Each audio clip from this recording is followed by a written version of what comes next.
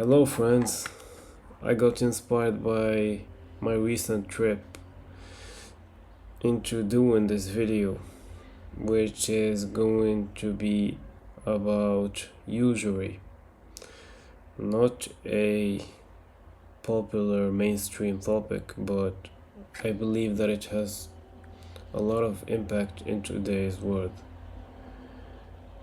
And before we start, I'm prepping my melatonin levels and my sleep hormones. So I'm putting these sunglasses on. Okay, so what do I want to tell about usury? What do I want to tell you about usury?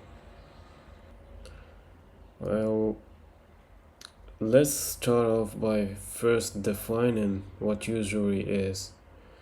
And it's simply lending money with an exchange rate or with an interest rate. You expect the other person to give you back your money plus an extra cash into that. And the way this has to do with my trip is because I got cancelled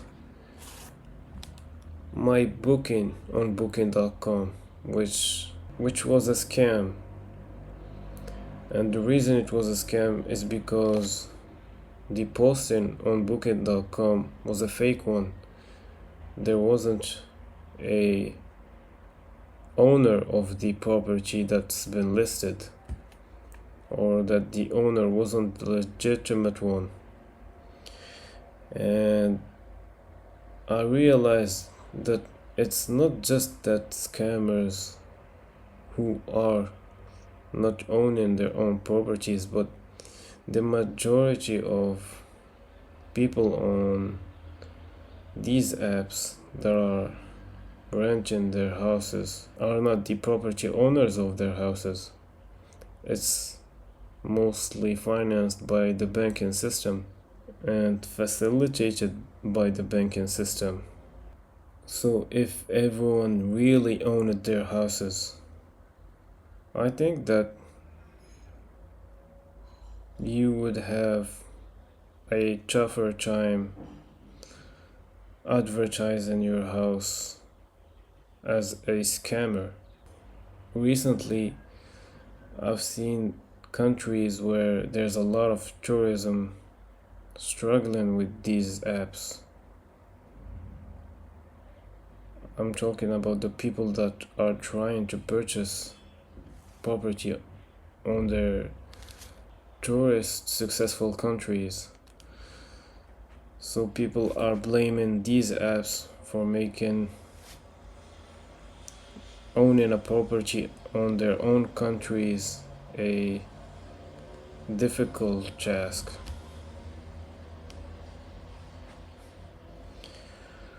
But why would you want to own a property on your own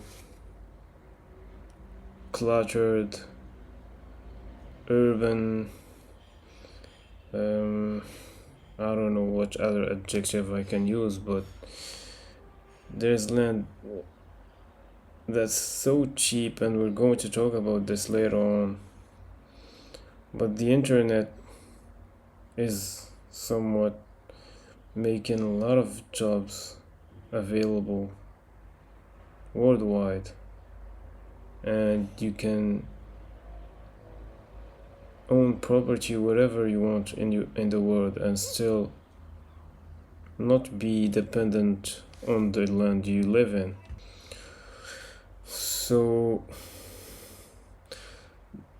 the three main religions that I know of, the holy, what are they called? The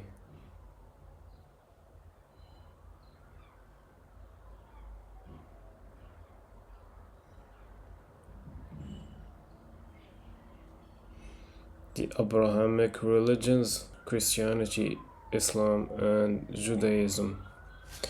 So their stances on usury according to my knowledge, is that in Judaism, a Jewish person is not allowed to lend money or do usury on another Jewish person. The stance on usury on Christianity is mitigated, so everyone is doing it their own way. And in Islam, if you're using usury,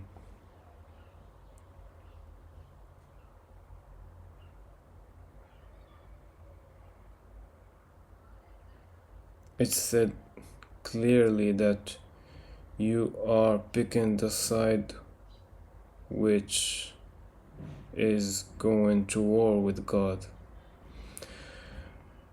So, what do I make of that?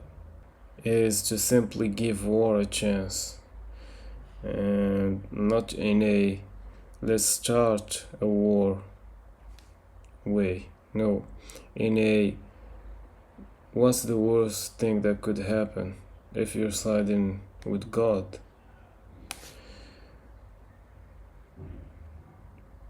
My observation recently is that a lot of these regions in which there's a danger of war happening, they're cheap. The land in there is so cheap, and not only the land in there is cheap, but also there's a lot of riches in there. If you assume that people are making your life difficult by renting their not owned properties through platforms like booking.com or Airbnb, then what you can do is go to these lands in which the land is very cheap and live there. The banking system, as well as investors, wouldn't go there and own a lot of properties. It's not how it works there. It works by you standing in the land and claiming it under your name. You need to have a network of people that you know on those lands, and you can't own the entire city just like it's happening in some places of the world. Just a small tiny groups of people are owning the entire cities. This is not how it works there. So you can own a house on a hill, or you can own a house on in front of a beach, or something that would cost you an entire lifetime to own, to work to own. And I'm talking to my generation right now, the ones that, as I said, assume that there's people that are making their life difficult by owning properties in already full and clustered cities. So yeah, just own a piece of land on a pre-booming region. What I mean by that is, if you look at the history of the world, you will find that a lot of regions right now, there are big countries, were just deserts and empty spaces. So if you can be internationally capable of living everywhere, if you can work internationally through the internet, you're not tied to any city where it's difficult to purchase land and to live in, then why not move to these lands as long as they have internet, of course. In many cases they do, and you can take advantage of that by just being independent and having a 101 on building houses. And also, don't be scared of the government coming and picking up your non 100% legal properties, because many times people spend a lot of times worrying about the government picking on them when the government isn't even aware of their tiny, I don't know, their tiny numbers in the bank account or their tiny transactions.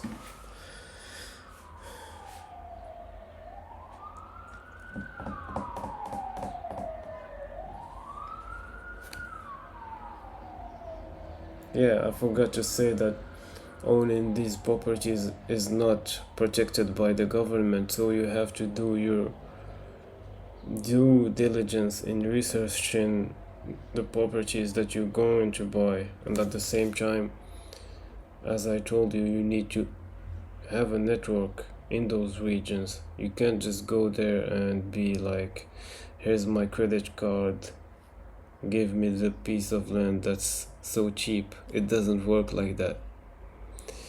Yeah, anyways, thank you for watching this video, and speak to you on the next one.